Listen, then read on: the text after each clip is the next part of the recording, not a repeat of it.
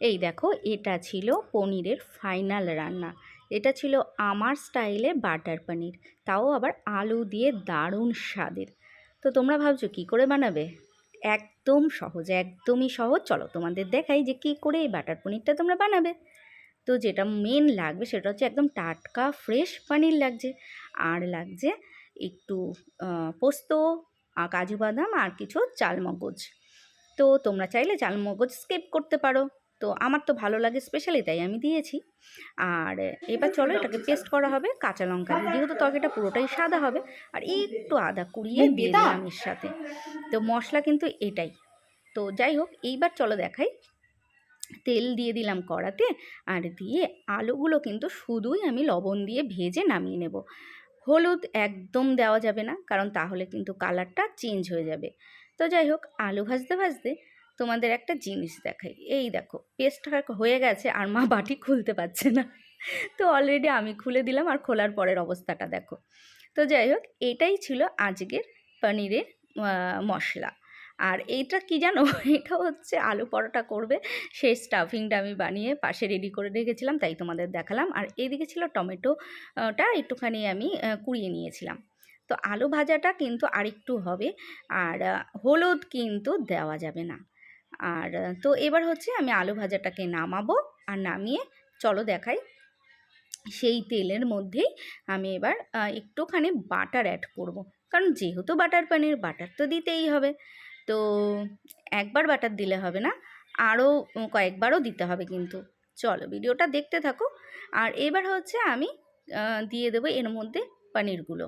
আর পনিরগুলোর মধ্যে কোনো লবণ আর হলুদ কিন্তু আমি মেশাইনি। আমি ডাইরেক্ট পনিরগুলো যেরমভাবে এসেছিলো জাস্ট একটু ধুয়ে আমি দিয়ে দিয়েছি। এবার আমি সুন্দর করে একটু লবণ দিয়ে নাড়াচাড়া করব। আগে তো একটু হালকা হালকা নেড়ে নেব, তারপর আমি দিয়ে দেবো একটু লবণ, ব্যাস। আর পনিরটা জানো তো বেশি কিন্তু ভাজা যাবে না। আর এইদিকে মা কি করছে, ওই দেখো, মা বস্তা দিয়ে এটা ওটা শুধু বানাতেই থাকে। তো যাই হোক, এবার হচ্ছে আমি লবণ একটুখানি ওপর দিয়ে ছিটিয়ে দিলাম। আর এবার এই পিঠ করে পনিরটাও নামিয়ে নেব সুন্দর আলতো আলতো করে, যাতে না ভাঙে একটা পনিরও। তো পনির হয়ে গেছে ভাজা, আলু হয়ে গেছে ভাজা। চলো এবার তো সম্বার দেওয়ার পালা। তো এবার হচ্ছে আমি একটু দিয়ে দেবো সাদা তেল, কারণ যেহেতু ভাজাগুলো করেছি তো তেল তো শেষ হয়ে গেছে। আর এবার আমি দিয়ে দিলাম একটু সাদা তেল, আর সঙ্গে দিয়ে দেবো একটু বাটার, আর তারপরে দিয়ে দেবো ফোড়ন। আর এই দেখো, এটা যে কাসুরি মেথি, আর হচ্ছে তোমার গোটা এলাচ 2-3টে, আর দারচিনি, এগুলো আমি দিয়ে দিয়েছিলাম ফোড়নে। তো আর কিন্তু কিছুই দেওয়া যাবে না। খুব সুন্দর যখন একটা স্মেল আসবে, তখন এই যে টমেটো কোড়ানো যেটা আমি কুড়িয়ে রেখেছিলাম, সেটা এবার আমি ঢেলে দেব। তো এরকমভাবে বাটার পনির করে খেয়ে দেখো, সত্যি বলছি খুবই ভালো লাগে।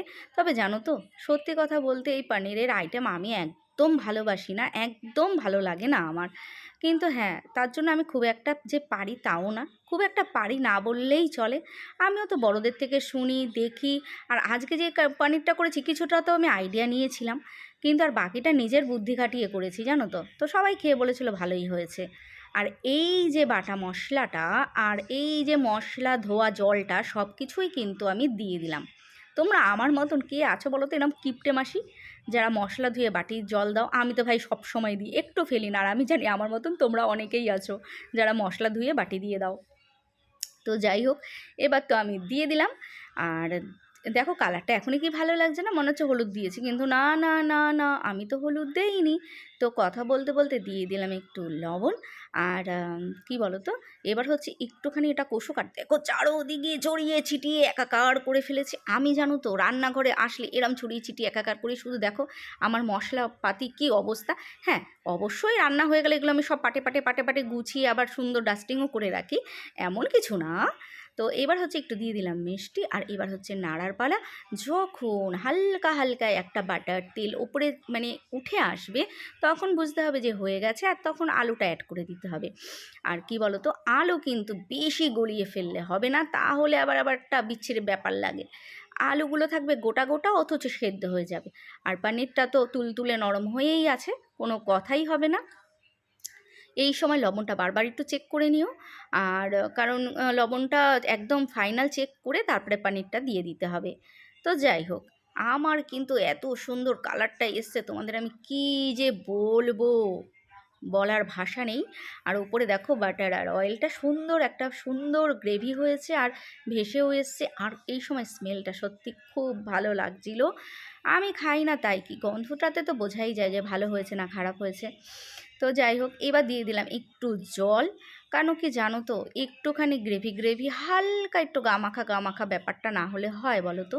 তো যাই হোক, এইবার হচ্ছে একটু ফুটে উঠুক, আর তারপরে আমি দেখে নেব আলুটা কত দূর সেদ্ধ হয়েছে, তারপরে পনির দেব, আর পনির দিয়ে নামিয়ে দেব।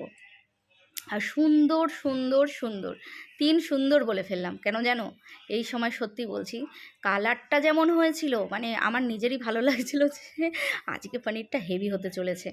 তো যাই হোক, আমার চ্যানেলে আজকে এই পনিরের ভিডিওটা কিন্তু প্রথম।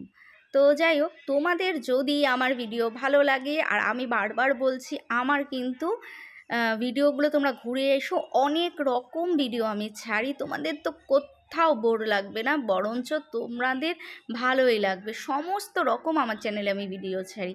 তো যাই হোক, এবার কি বলো তো, একবেলার জন্য রান্না করছিলাম, তাই হচ্ছে পনিরের তরকারিটা অল্প। তোমরা ভাবছো এত অল্প কেন দিদি তরকারি করছে, অ্যাকচুয়ালি আজকে না আমাদের রাতে ছিল ইনভাইট, সেটা ছিল হচ্ছে আমার ননদের হচ্ছে ছিল অ্যানিভার্সারি। জিজু তো বিদেশে থাকে, তাই বোনও তো কিছু করতেই চাইছিল না, তাও আমরা এবং মামা একসাথে আমরা চলে গেছিলাম বড় মাসির বাড়িতে, কারণ ননদের আজকে অ্যানিভার্সারি ছিল বললাম না। আর আমরা যে গেছি তো কোনো প্রোগ্রাম তো ছিল না, হট করে, তাই বোন আবার কিছু খাবার অর্ডার করে ফেলেছিল।